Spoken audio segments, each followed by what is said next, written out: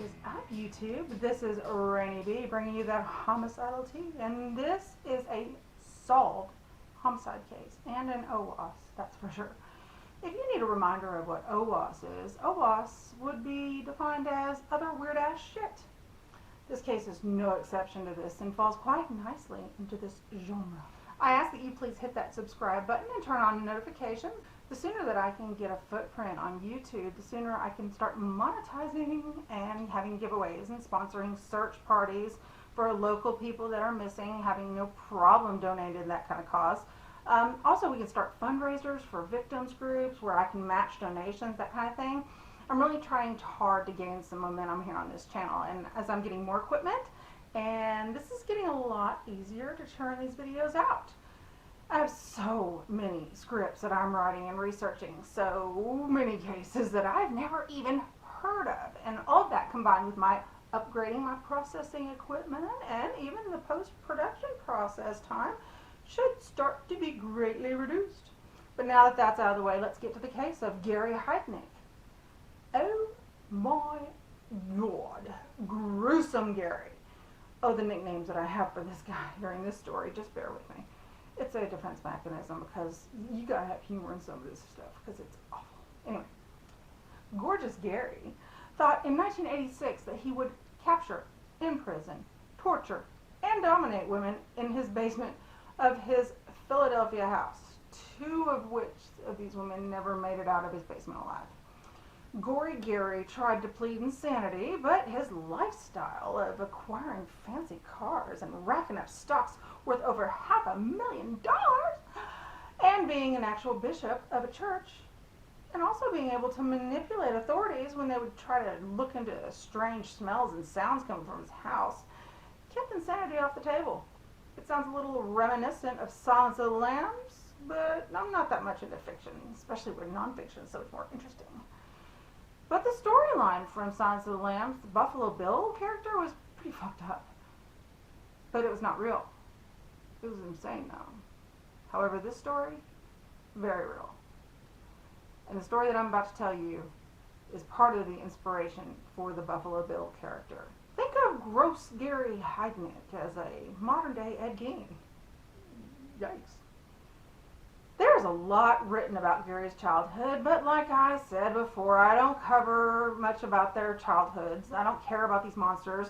I just don't feel like I should show them respect or even give a shit about their background. Screw their childhood traumas and their poor abusive backstories. Fact is that if I'm here spilling a tea with my YouTube friends and your name is in my mouth, then you a damn lecherous, filthy monster that deserves no introduction, and that includes any pity from your pathetic little life. However, this is kind of interesting, so backtracking there for a second. We might as well start with Gary when he entered elementary school. He started showing signs of mental illness then. Holy cow, I've never seen a mentally ill child like that. Maybe Maribel. But anyway, he was also a little bit deformed. He had this weird shaped head, so that mixed with his strange aggressive behavior, it caused him to be a target from bullies, and he was incessantly teased at school. Good. It is interesting to note that despite the teasing, despite the geometric looking profile and his social awkwardness, Gary was tested for his intellect and he had an IQ of 148. That's 12 points shy of genius. I don't even think that my IQ is 12 total. Well, genius 12 points shy Gary tried this whole public school thing in high school and he ended up dropping out his freshman year. He went to the Staunton Military Academy of Staunton, Virginia and studied there for a couple of years, but he dropped out due to mental problems. And he tried public school once again and ended up dropping out his senior year. It was off to the army for old ghoulish Gary, so off he went. During basic training, he was graded as excellent by his drill sergeant. He then was transferred to San Antonio, Texas, where he excelled at being a medic. From San Antonio, he was transferred to the 46th Army Surgical Hospital in Landstuhl, Germany, the worst German accent you've ever heard. He got his GED in the process, and it all goes downhill from there for Gary the Egghead. At 19 years old, Gary began suffering from severe headaches, blurred vision, dizziness, and nausea. That sounds like a damn migraine to me, and I hate those bastards. This last holiday in the U.S., we get Labor Day off if you're like a salaried employee. I had to sleep the entire day. I had a migraine that entire damn day. I get about 2 months, and if I didn't have my Imadex, I would lose my shit. But back to pain in the head Gary. Gary went to the infirmary, and they noted that they saw signs of degenerative mental illness. Uh-oh. So migraines could mean mental illness? That sounds about right. Gary was prescribed stelazine, a drug for generalized non-psychotic anxiety, and then, wait, what else? Good Lord. What was the world like before SSRIs? I mean, those are selective serotonin reuptake inhibitors. I wonder how many of these psychos could have gone down a different path if they just treated their depression and anxiety. I mean, in the 80s and in decades prior to this, there were no SSRIs. The first SSRI was approved in 1992, and it's weird to think of a world before Prozac. Anyway, in October 1962, down in the dumps, Gary was transferred to a military hospital in Philadelphia, Pennsylvania. That's where they declared him to be suffering with a schizoid personality disorder, and he was honorably discharged from the military. This is where Egghead Gary becomes Shit Show Gary. Once he was discharged, Gary was a plain old civilian. He tried to be normal, and he got a license to be a practical nurse despite his mental struggles, and he also tried his hand at school again at the University of Pennsylvania, but only completed one semester. Imagine that. He was able to get a job as a nurse working at the University of Pennsylvania's hospital. At 24 years old, Gary purchased a 3-story house, and he was renting out 2 of those floors to get extra income. He's starting to become slowly unhinged at this time, choosing to voluntarily hang out at the Elwyn Institute, a facility for emotionally and mentally disturbed people in Philadelphia. When he wasn't chilling with his afflicted posse, he was doing a piss-poor job as a nurse, and he ended up getting himself fired. He immediately got another job as a psychiatric nurse at the VA hospital of Coatesville, Pennsylvania, but was quickly fired due to never showing up and just generally being shitty to the patients. For the next several years, he would be bounced around from different psychiatric facilities, not as a worker, but as a patient.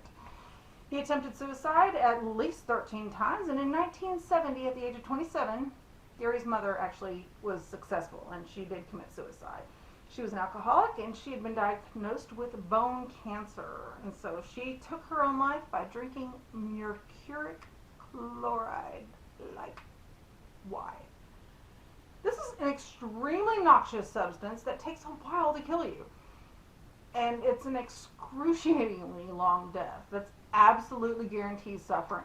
Mercuric chloride can cause death in sometimes as little as 24 hours, but not usually. Usually it's from acute kidney failure and damage to your gastrointestinal tract. And people usually that die of acute exposure, it takes about 2 weeks.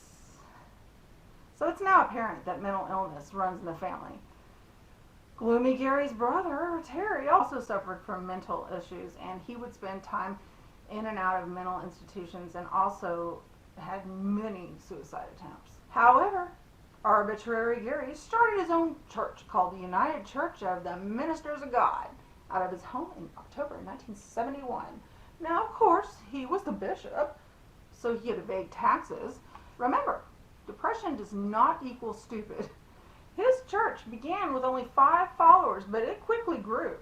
Gary was getting disability benefits as well as his Social Security disability compensation from the Army. So during the next 4 years, he began investing his money under his church's name. Within 15 years, fiduciary Gary had amassed over $500,000 in stocks and other securities. The board for the church consisted of Godly Gary, one of his brothers, and a couple other people. Now, Heidnick's neighbors said that the church had sufficient attendance, but most of the members were obviously mentally disabled. Services were held on Sundays where followers would listen to Gary the Great's fucked up take on the Bible, and that seemed to attract the crazies. But by 1986, over 50 followers would come to his church every week. That is more followers than I have. What the fuck? Shameless promotional plug here. Oh my God. Do not be jealous of his church members. These are people with a mental disability, and have a little dignity, Ranee. This is not about you. It's not. It's my channel. That's kind of weird. I kind of thought it was. Ugh, anyway. Oh, back to the story. Gary of God shot a tenant of his in 1987, and that he was renting his house to, and luckily it only grazed him, but grazing Gary was charged with aggravated assault and carrying an unlicensed pistol. Real estate baron and tycoon Gary sold that first house, and he got another 3-story house with a basement as well. But, well, Gary was now on the prowl. He wanted to start a family, and that he did. Gail Linco would welcome his first son, named Gorgeous Gary Jr. The child was immediately placed into foster care, as Gail could not care for the child due to her suffering from a mental disability. Wait, he dated the mentally unstable too? No way! In 1978, he moved on to a lady named Anjanette Davison, also illiterate and mentally disabled, who also gave birth to his second child. She had a daughter on March 16, 1978, named Maxine, but because of Anjanette's mental condition, Maxine was immediately placed in foster care as well. After Anjanette had Maxine, Gary was arrested for kidnapping and sexually assaulting Anjanette's 34-year-old sister, Alberta. Alberta was, you guessed it, also mentally disabled. She had been living in a mental institution in Penn Township. Hell, that would have been like a speed dating free-for-all for Goonie Gary. But anyway, Alberta had the cognitive ability equivalent to that of a 5-year-old. So in my book, he's not only like preying on the mentally incapable, he's basically a pedophile too. He just keeps growing on you like a fungus. Gary, the ever clever, signed Alberta out on day leave from the mental institution and proceeded to imprison her in a storage bin in his basement. Thank God that she was eventually found, and a hospital examination which showed that she had been sexually assaulted and sodomized and had contracted gonorrhea. Now, you know where I'm going with this. Gonorrhea Gary was arrested and charged with kidnapping, sexual assault, unlawful restraint, false imprisonment, involuntary deviant sexual, and of course interfering with custody of a committed person. Some of the charges were dropped due to Alberta's inability to testify due to her mental illness, so he was sentenced to 3 to 7 years. But the original sentence was overturned on appeal. Yay, justice system. Gary would spend that little bit of the sentence that stuck between a prison and a mental hospital. A psychological evaluation conducted on Gary indicated that he had an inferiority complex and was psychosexually immature. Yeah, no shit. I could have told you that.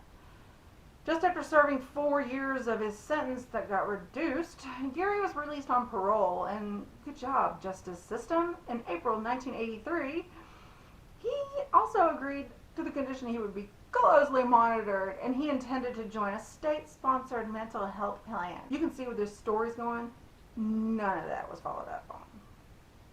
In 1984, Gary purchased his last house at 3520 North Marshall Street in North Philadelphia. He began advertising his church to local residents, and about a year later, at 40 years old, Gary met his first and only wife, 22-year-old Betty Disto. She was a mail-order bride, and they wrote each other for about 2 years before he proposed. Betty arrived in the United States from the Philippines in September of 1985, and green card Gary and Betty married in Elkton, Maryland on October 3rd, 1985. But shock, horror, the marriage didn't last. Flirty Gary would not only have multiple affairs, which he would allow Betty to catch him in the act of, but he would also repeatedly beat Betty and indecently assault her. He would also force her to watch him while he had sex with other women, which were mostly prostitutes. Okay? Betty was scared of him, obviously, and she was also afraid to leave him because she just entered the United States from the Philippines. So she looked to the Filipino community of Philadelphia for support, and the neighbors and friends, they actually helped her leave philandering Gary in January of 1986. Shortly after, in 1987, Betty requested child support payments from Gary. Apparently, she'd gotten pregnant during this short marriage, and she had a son, Jesse John Disto, on September 15, 1986. Whether Gary ever saw his son or had any relationship with him is unknown. Betty did attempt to file charges against Gary for assault, indecent assault, spasmal sexual assault, and involuntary deviant intercourse, but the charges were also dropped because she failed to show up in court, which happens a lot, unfortunately, in domestic abuse cases.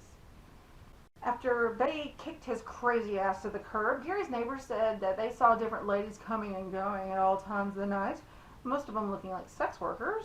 His neighbors thought Gary was a little off, but they gave him a pass because he had all these high-end cars, and for some reason, people seemed to blanket crazy for the awe of wealth, and they just generally accepted him. It's funny how money is an excuse and a free pass for the odd. But anyway, numerous complaints from his neighbors started coming about from his loud music and odors coming from his house. He also had blacked out windows. It raised suspicions that wealthy Gary might be up to something. It was on November 25th, 1986, 10 months after Betty left him, scary Gary snatched up his first victim, Josephina Rivera. Josephina had gotten into drugs early on in her life, and by 25 years old, she was working as a prostitute. Gary propositioned her, and she hopped in his car, and she had a habit to support, so she put herself at risk to do so. Once they were in Gary's house, they went up to the second floor, the bedroom, and Gary handed her some money, and they proceeded to conduct business, Once they finished, Gary snuck behind Josephina and strangled her until she was unconscious. When she came to, she was lying on his bed with her right wrist handcuffed. Gary told her to shut up or else he would choke her out again. He then walked her down to the basement, and in the basement was a large hole that was dug in the floor. There was plastic bags filled with sand stacked in the corner. Gary put the shackles on her wrists that were made out of muffler clamps that were secured with nuts, and he put crazy glue on the nuts so that she couldn't remove them after he left. He took Josephina over to the hole and he dropped her into it, and he attempted to put the piece of plywood over the top of it, but the hole wasn't deep enough. It was only about 4 feet deep. Gary tried to shove her down there anyway, and he tried to put the board over the top, but the board cut off any air that could get into it, and he started causing Josephina to suffocate. She started screaming, and he pulled her out of the hole by her hair and shoved her back in the hole and covered it again with the board. And at least a full day went by, and she never heard anything else from Gary until he was bringing somebody else down the stairs. It was another woman, and he called her Sandy. Sandy was 25-year-old Sandra Lindsay. She was mentally disabled. She was a woman who Gary had befriended previously. He would often buy Sandy and her friends dinner at McDonald's and told them he was a bishop of a church. The day after Thanksgiving, Sandra went out to get some menstrual medication around 3 p.m., but she'd never returned home. Gary had convinced Sandra to get into his car while he brought her to his house and imprisoned her along with Josephina down in his basement. When Sandra didn't return home, her family began to look for her and filed a missing persons report. But due to her age, remember she was 25, the police did nothing because she was an adult. And here in the States, if you want to be missing, you have that right. Sandra's sister, Tracy Lomax, knew that it was talked about that she had this friend named Gary. So she was going to get Gary's phone number from one of her friends. She gave him a call, and when she did so, she asked him where Sandra was, and he said that she wasn't there, and he hung up. Now, something seemed weird, so she went to the house, and no one came to the door. So in order to divert any more attention from family of Sandra or the police, Gary brought down some Christmas cards to the basement for Sandra to write, "Dear Mom, I'm all right. Don't worry. Love, Sandy." He then put on gloves and gave her a $20 bill to put inside the card. He drove to New York to mail the card. Upon receiving the card, though, Sandra's family thought it was really suspicious that she would send a card and not call. That just was not like her. They again went to the police department, but the police told her family that Sandra was probably okay and they just wouldn't look into it any further. Just prior to Christmas, on December 22nd, 1986, Gary captured his third victim, Lisa Thomas, a 19-year-old prostitute. Gary picked up Lisa, took her out to dinner, and drove her to his house. He then attacked Lisa the same way that he attacked Josephina, by choking her and handcuffing her before taking her down to the basement. During these next 3 months, he would indecently assault these women on a regular basis, and he would only feed them dog biscuits and sparingly water. On January 18, 1987, Gary abducted his fourth victim, Jacqueline Askins, who again was a prostitute. She was 18 years old, so she was the youngest of his captives. He would indecently assault her and beat her daily just like the other women. To drown out their screams, he would play loud music or turn the television volume up. Now, Sandra was tortured in a way that I refuse to relive, and I won't even allow that energy to be re-released in the universe in the form of storytelling. If you want to know, there's plenty of websites out there that'll cover it. It was horrible. I love me some graphic stuff. Trust me. But this is too much. It's probably best that you just take my advice. And if you wish to do anything, just take a moment to say a prayer or channel some positive energy to Sandra Lindsay. Her sweet soul would thrive on it. There's a lot of negative energy remaining in regard to what happened to her. And I'm sure the cosmos would appreciate a positive little shove of some energy to counteract. What he did to Sandra after her torturous death is also horrific. He dismembered her, cut her arms off and her legs off, froze them, and put them in sandwich bags in the freezer and labeled them dog food. He cooked her ribs in the oven and he boiled her head in a pot on the stove.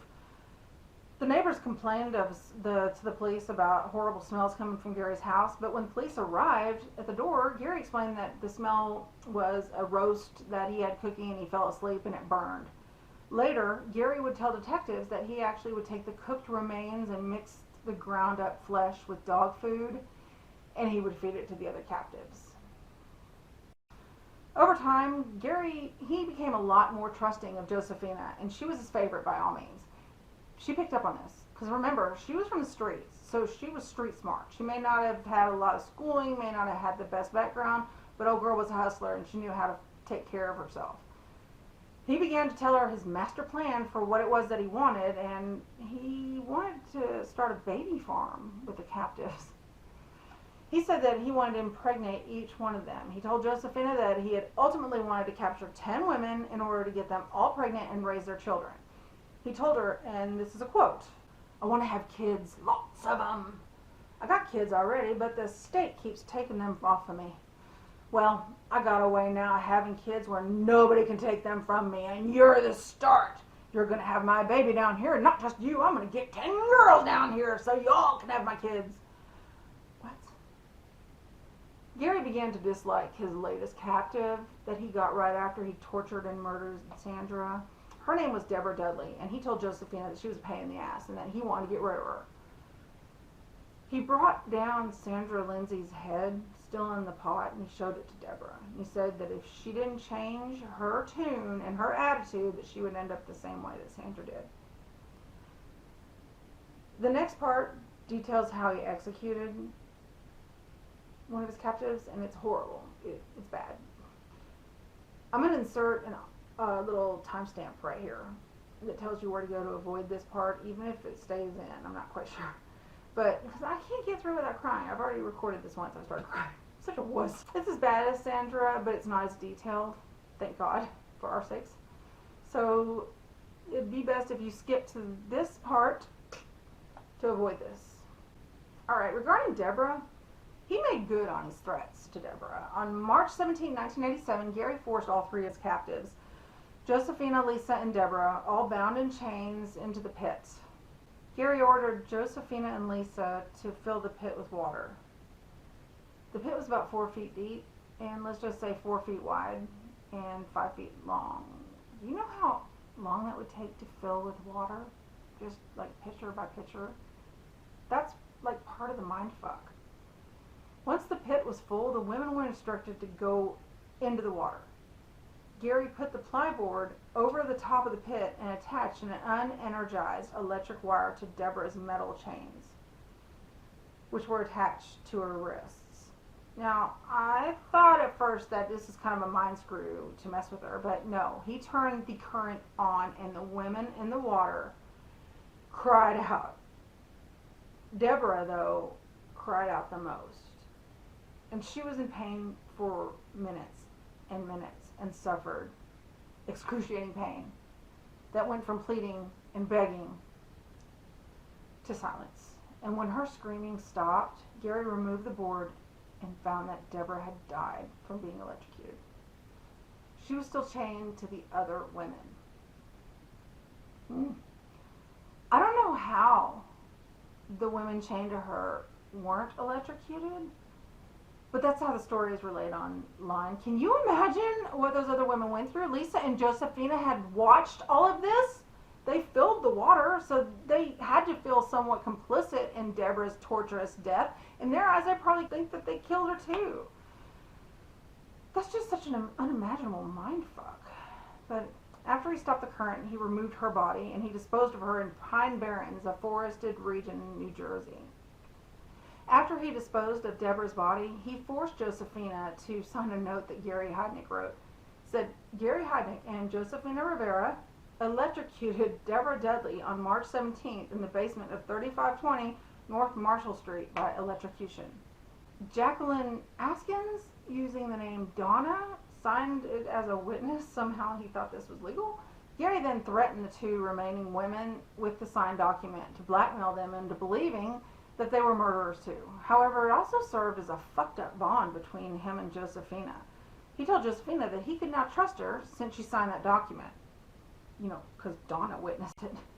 Whatever. On March 27, 1987, just 2 months after Jacqueline was abducted, Gary took Josephina in his car with him to look for the next victim. As they were cruising down the street, they passed a girl that Josephina knew who waved at her. So it's not like Josephina could act like she didn't know her. So he pulled over and 24-year-old Agnes Adams got in the car. They drove to Gary's house. Gary proceeded to have sex with her, just like the other girls, and then proceeded to take Agnes down to the basement as well.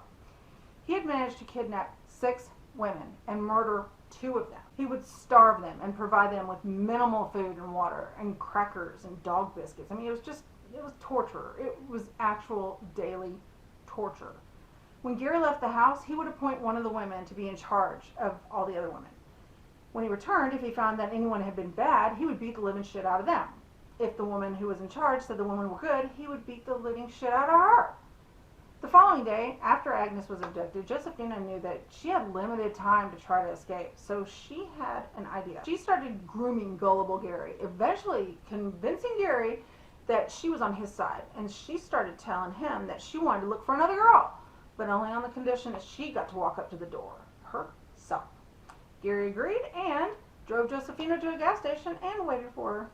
She walked a couple of blocks away, and that's for my UK friends. Just think of it as a couple of street intersections, one after the other. That's how, you know, Americans were really good with the imperial system and blocks and stuff. It all makes sense, you know. Anyway, once she was dropped off, she felt that she couldn't be seen anymore. She hauled ass to her boyfriend Vincent Nelson's house. Well, Vincent answered the door, and he asked her where the hell she had been, and she attempted to tell him. And he told her that she was fucking crazy. I mean, she was a drug abuser, you know, she was, you know, a hustler on the street. There's no telling what she could have gotten into, what drugs she could have done, how she could have been tripping. There's no telling. So he just said, get the fuck out of here, you're crazy.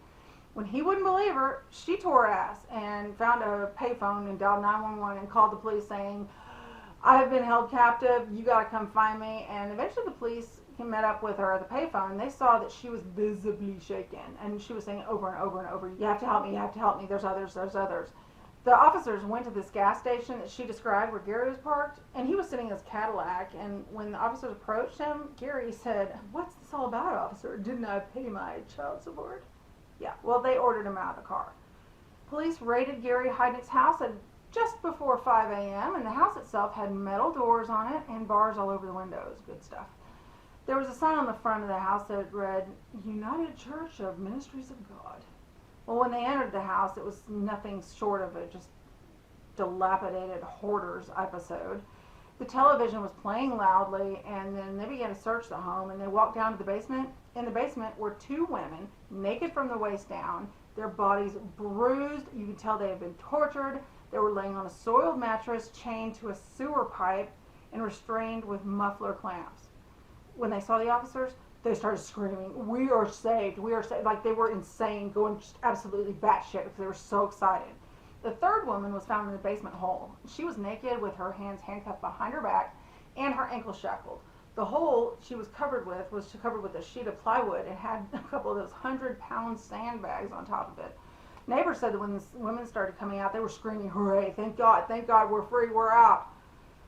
When searching the home for evidence, police found 27 pounds of body parts inside 6 plastic freezer bags in Gary's freezer. Luckily, Gary's claim that he ground up the remains of Sandra Lindsay and mixed them with dog food, fed to the other women, Detectives actually ruled this out to be a false statement, and it was confirmed when they examined the kitchen utensils and found no DNA, no forensic evidence of this. And you know how they can find that in like the crevices and like the little detailing and things of knives and stuff like that. There was absolutely no DNA evidence that thought that was true. So they think that he made this story up in order to support his insanity defense. You don't need help. In April of 1987, following his arrest, Gary attempted suicide by trying to hang himself in his jail cell. During the same year, Gary's victims filed lawsuits against his institution for financial retribution. During his arraignment, Gary had the nerve to claim that the women had already been in the house when he moved in. Thank God this judge didn't buy it, because Gary tried to play the crazy card at trial, and the insanity defense was countered by prosecutors digging into his past. Several Army buddies testified that Gary had faked his mental illness in order to be discharged and get disability pension. The additional fact that Gary was incredibly gifted and with investing, and he had amassed a portfolio of over $530,000, that was proof enough that he was sane. Gary had even wallpapered several walls in his house with coins in U.S. currency. Now, though I think that would make batshit crazy case open and shut, ain't no one got that damn much money anyway. On July 1st, 1988, Gary Heidnik was found guilty of 2 counts of first-degree murder and sentenced to death. God, I love that part. I've been waiting for a long time to say that. This is a pretty long story. 6 months into waiting for his delicious Pavulon shot, Gary attempted suicide again in January of 1989 by trying to overdose on his prescribed Thorazine, fully recovered. In an interesting turn of events, 1997, Gary's ex-wife Betty Disto, along with his daughter Maxine Davison White, filed a lawsuit in federal court of Eastern District of Pennsylvania that requested a stay of execution, stating Gary was not sane enough to be executed. They argue that he suffered from paranoid schizophrenia and he wasn't in complete control of his actions when he was captured and imprisoned his women in his basement. I don't know why I do a really bad Maura Rose impression when I do that, but I think it's because it's just so fucking ridiculous. But anyway, I love Schitt's Creek. Oh my god, anyway. The courts thankfully denied his appeal, and on July 6, 1999, after having a last meal consisting of 2 cups of black coffee and 2 slices of cheese pizza, Gary Heidnick was put to death at 10:29 p.m. by lethal injection at the State Correctional Institute of Rockview in Center County, Pennsylvania. Now, he was cremated after his death. They should have started that cremation process while he was still alive, in my opinion. Each of the surviving women had received a stupidly low amount of $30,000. Lisa Thomas and Agnes Adams have had some difficulty since the release, struggling with mental issues and addiction. Jacqueline Askins lives in Philadelphia and cleans houses, from what I understand. She spends time with her 2 sons, who are now adults, and takes medication to deal with her anxiety from trauma. In 2014, she told Huffington Post that she still suffers from intense flashbacks and she still can't go into a basement. Josephina Rivera, who many actually victimized, and they accused her of being Gary's accomplice, she's doing her best to move on, and she's trying to lead a normal and healthy life. She is married, and in 2010, she had the opportunity to be reunited with her 3 children that were adopted following her ordeal.